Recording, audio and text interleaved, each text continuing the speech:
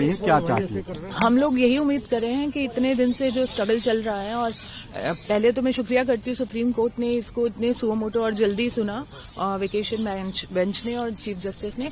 उम्मीद है कि आज इस जो फैसला हाईकोर्ट ने दिया था उसको बदल दिया जाएगा, और विक्टिम को भी पूरा आश्वासन है, क्योंकि उनको हमको सच में उम्मीद है। और इट इज नॉट अबाउट कि प्रेशर है या प्रोटेस्ट हुआ है, ये ड्यू है। एक्चुअली वो गलत हुआ था, टेक्निकलिटी को वो लोग समझेंगे और इसको अंडू करके इसको जस्टिस देंगे। मैम, कल जब जनता नगर प्रोटेस्ट हुआ था, पीड़िता की तबीयत खराब हो गई थी अचानक से, तो क्या अभी शी स्टेबल, वो ठीक है, वो फाइन है, वो यहीं है, वो she is inside the court room.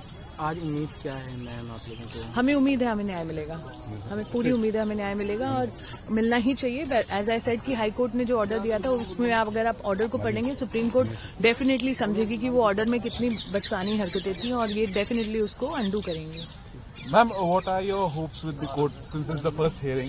What are your hopes with the court that whether there will be a stay granted by the court or not on the order? 100% हमें स्टे ग्रांट होगा और इस इंसान को वापस रखा जाएगा। However in this case अगला केस भी वहाँ ऑर्डर पे रिजर्व है, which is the murder of the father. I think ये सब समझते हुए, खैर वो तो जब आएगा तब देखेंगे, पर फिलहाल इस ऑर्डर में जो कमियां थी, आई एम प्रीटी श्योर कि Supreme Court will look into all the details and give justice to this girl. Thank you. एक बार इंग्लिश में today what are your expectations? We are expecting justice as we expect from the highest court of this country. We only should get justice not only for this girl, all the girls of the country, but because this case has, highlighted the grave injustice, and I'm sure Chief Justice will hear our plea and definitely give justice to her. And what is the health condition of the? She's stable. She's here. She's fine. She wants to fight her own battle. She's around and she wanted to be part of it. Lot of allegation has been raised by the other parties.